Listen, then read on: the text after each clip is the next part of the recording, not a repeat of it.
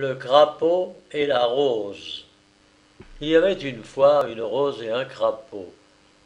Le rosier sur lequel la rose venait de s'ouvrir avait poussé dans un jardinet qui s'étendait en demi-cercle devant une maison de campagne. Ce jardin était abandonné. Les mauvaises herbes avaient envahi les antiques plates-bandes et les sentiers que personne n'entretenait plus. La grille en bois, faite de barreaux taillés en fer de lance, avait été jadis peinte en vert, mais là aussi le temps avait fait son œuvre. La couleur avait passé, et les gamins du village avaient arraché les lances pour jouer aux soldats, et les paysans avaient fait le reste, enlevant les derniers barreaux pour se défendre contre le vieux chien Barbos, qui était méchant. Mais cette décadence ne nuisait pas au jardinet. Les montants de la grille étaient enveloppés de houblon qui retombait en masse vert pâle, étoilés çà et là de fleurs lilas.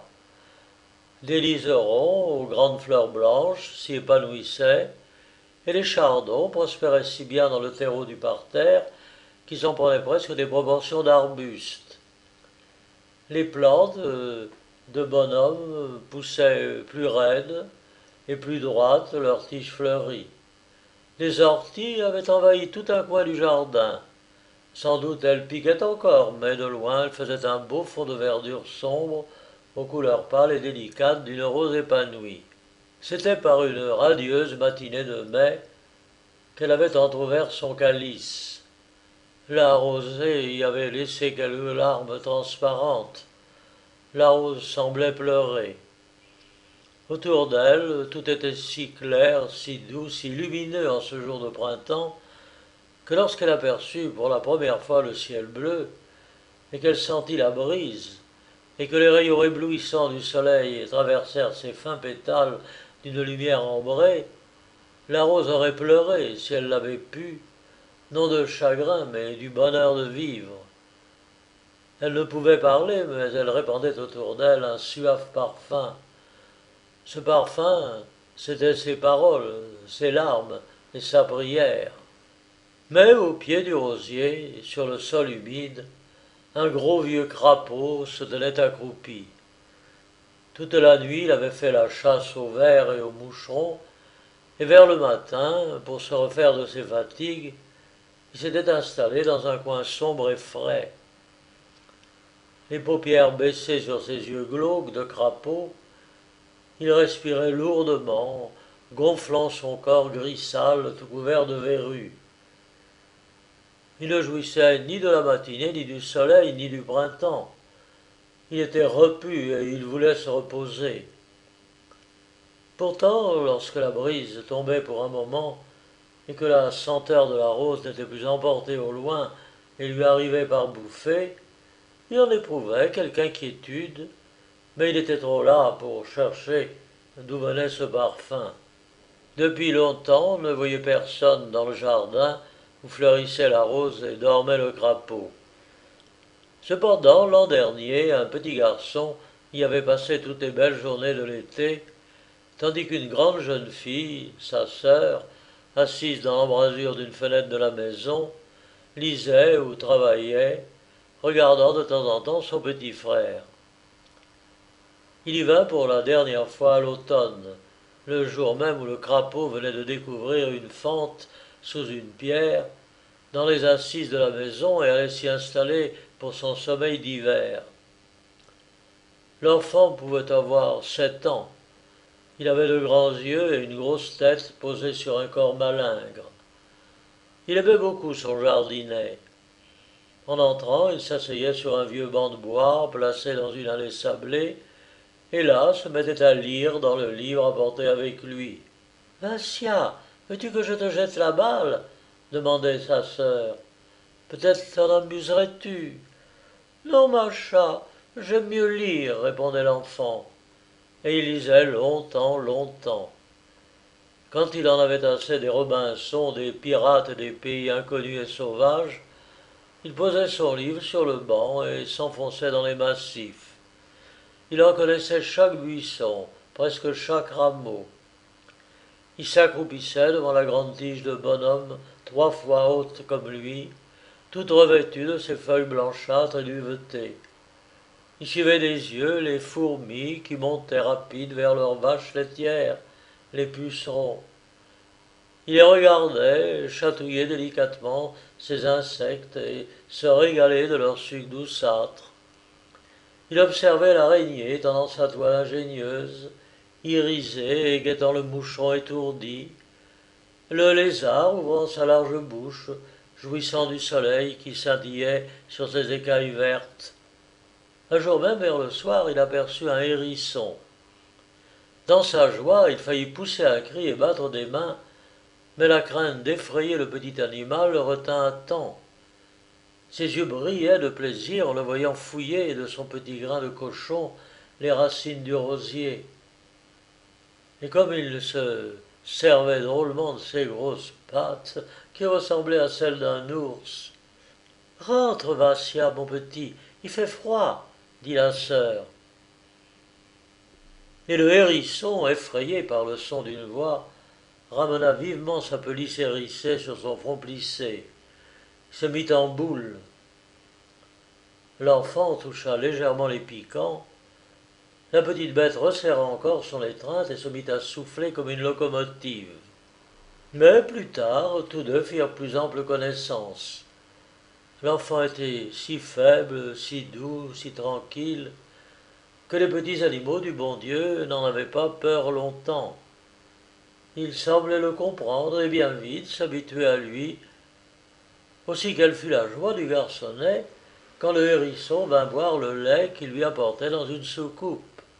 Au printemps dont je parle, le petit ne pouvait plus sortir dans son cher jardin. On ne voit plus la sœur à la fenêtre. C'est près du lit de son frère qu'elle est assise. Elle lui fait la lecture, car elle est trop abattue pour soulever sa tête de dessus son oreiller. Et maintenant, un livre est un poids trop lourd pour ses frêles mains. Ses yeux aussi se fatiguent vite. Il ne viendra plus dans son parterre favori. « Macha, dit-il tout à coup à sa sœur, que veux-tu, mon chéri? Est-ce beau dans notre jardin? Les roses fleurissent-elles? » La sœur se penche, met un baiser sur la joue pâle et essuie furtivement une larme. « Oui, c'est beau, oui, c'est beau. Les roses sont épanouies. Lundi, nous irons les voir. Le docteur t'a permis de sortir. » L'enfant pousse un soupir mais ne répond pas. Sa sœur se remet à la lecture. « Assez, dit-il. Je suis fatigué. Je voudrais dormir. » Elle arrangea les coussins et la couverture. L'enfant se tourna avec effort vers le mur et garda le silence. Le soleil entrait à flots par la fenêtre ouverte sur le jardin. Ses rayons se jouaient brillants sur le lit, sur le petit corps qui s'y blottissait, illuminant tout de sa lumière, dorant les cheveux coupés courts de l'enfant. La rose ne savait rien de tout cela. Elle devait le lendemain s'épanouir en plein et le surlendemain se faner et s'effeuiller. C'est là toute la vie d'une rose. Mais dans cette vie si courte, elle avait encore à passer par bien des épreuves, des angoisses et des tourments. Le crapaud l'avait aperçu. Lorsque de ses yeux méchants il vit la fleur pour la première fois, quelque chose d'extraordinaire s'agita dans son cœur de crapaud. Il ne pouvait détacher son regard de ses pétales tendres et frais. Il regardait toujours. La rose lui plaisait. Il sentait le désir de se rapprocher de cette fleur si belle et si parfumée. Et pour lui exprimer la sympathie qui l'attirait à elle, il ne trouva rien de mieux que ces paroles. « Attends, dit-il de sa voix enrouée, je vais t'avaler. » La rose tressaillit. Oh, mais pourquoi était-elle attachée à sa tige? Les petits oiseaux gazouillaient autour d'elle, sautant et voletant de branche en branche. Libre, il s'envolait loin, très loin. Où allait-il? La rose l'ignorait. Les papillons eux aussi étaient libres. Comme elle leur portait envie. Si elle l'avait pu, elle aurait pris son essor, fuyant ses yeux sinistres qui la regardaient fixement. Elle ne savait pas que les crapauds guettent aussi les papillons. Je t'avalerai, répétait le crapaud. Et il s'efforçait de le dire amoureusement, ce qui était encore plus horrible, et il se rapprochait de la rose. Je t'avalerai, continuait-il sans quitter la fleur des yeux. Et la pauvre rose vit avec effroi ses pattes gluantes se cramponner à sa tige. Le crapaud montait avec peine. Après chaque effort, il regardait la fleur qui se balançait là-haut, et la fleur se sentait mourir. Mon Dieu, soupirait-elle, si je pouvais au moins mourir d'une autre mort. Et le crapaud montait, montait toujours. Mais là où finissaient les vieilles branches, où commençaient les jeunes pousses, il eut un supplice à endurer. Des épines acérées couvraient les tiges. Les pattes, le ventre déchiré, tout sanglant, il retomba lourdement sur le sol en jetant à la fleur un regard chargé de haine. Je l'ai dit, je t'avalerai, répéta-t-il. La soirée avançait. Le crapaud songea à son souper, il se mit en quête de sa provende ordinaire. La méchanceté ne l'empêcha pas de se remplir l'estomac, et il résolut de reprendre son ascension vers la fleur tant détestée et tant désirée. Il se reposa assez longtemps. Le jour vint. Vers midi, la rose avait oublié son ennemi. Complètement épanouie, elle était le plus bel ornement du jardin. Personne n'était là pour l'admirer. Le jeune maître de la maison était étendu sur son lit, sa sœur ne le quittait pas. Seuls les papillons, les oiseaux voltigeaient autour de la rose, et les abeilles bourdonnantes se posaient dans sa corolle ouverte et en ressortaient chargées de miel. Un rossignol chanta, perché sur le rosier. Comme ce chant ressemblait peu au râle du crapaud. La rose écoutait le rossignol, elle était heureuse. Il lui semblait qu'il chantait pour elle. Peut-être ne se trompait-elle pas. Elle ne voyait pas son ennemi qui montait inaperçu dans le feuillage. Cette fois, le crapaud ne se ménageait pas. Le sang le couvrait, il se déchirait aux épines, mais bravement il montait toujours. Et voilà qu'au milieu du chant exquis, la rose entendit le crapaud. J'ai dit que je t'avalerai, je t'avalerai. Les yeux mauvais de l'horrible bête la regardaient fixement de la branche voisine. Il n'avait plus qu'un mouvement à faire pour s'emparer de la rose. Elle se sentait perdue. Depuis longtemps, le petit Barine demeurait immobile dans son lit. Sa sœur, assise à son chevet, croyait que l'enfant dormait. Un livre était ouvert sur ses genoux, mais elle ne lisait pas. Petit à petit, sa tête, fatiguée par les nuits de veille, se pencha. La jeune fille sommeillait. « Macha !» dit tout à coup l'enfant. Elle tressaillit. Elle rêvait, elle se voyait à la fenêtre comme l'an dernier, son petit frère jouant dans le jardin, il l'appelait.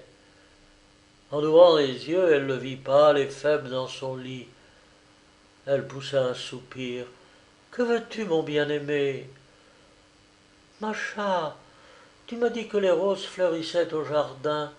Puis-je en avoir une ?»« Certainement, mon petit. » Elle s'approcha de la fenêtre et regarda le rosier.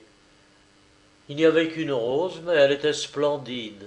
« Oh, il y en a justement une, épanouie, comme si c'était pour toi. Et comme elle est belle. Veux-tu que je la mette là, sur la table, dans un verre d'eau ?»« Oh oui, sur la table, je voudrais bien. » La jeune fille prit des ciseaux et sortit. Depuis longtemps, elle n'avait guère quitté la maison. Le soleil l'éblouit. Le grand air la fit chanceler. Elle s'approcha du rosier au moment même où le crapaud allait se saisir de la fleur rose. « Oh, quelle horreur !» s'écria-t-elle, et saisissant la branche, elle la secoua avec force. Le crapaud tomba à terre et s'aplatit sur son ventre. Dans sa rage, il voulut sauter contre la jeune fille, mais il roula rejeté d'un coup de pointe de soulier. Il ne s'avisa pas de recommencer et vit de loin cueillir la fleur et l'emporter. Quand Macha rentra, la rose à la main, l'enfant sourit, ce qui ne lui arrivait plus. Avec effort, il tendit vers elle sa pauvre main amaigrie. Donne-la-moi, murmura-t-il, je la sentirai. Elle lui mit la fleur dans la main, l'aidant à l'approcher de son visage. Il en aspirait le parfum et, souriant d'un air heureux, comme c'est bon, dit-il. Puis sa figure devint grave, immobile, et il se tut, pour toujours. La jeune fille prit la rose et la plaça près du cercueil, déjà tout couvert de fleurs. Mais celle-ci, elle l'approcha de ses lèvres et lui donna un baiser. Une larme tomba de ses yeux sur la fleur. Ce fut le moment le plus heureux dans la vie de la rose. Lorsqu'elle commença à se faner, on la mit entre les feuillets d'un gros vieux livre pour la sécher, et bien des années plus tard, on me la donna. C'est ce qui fait que j'ai pu vous conter cette histoire.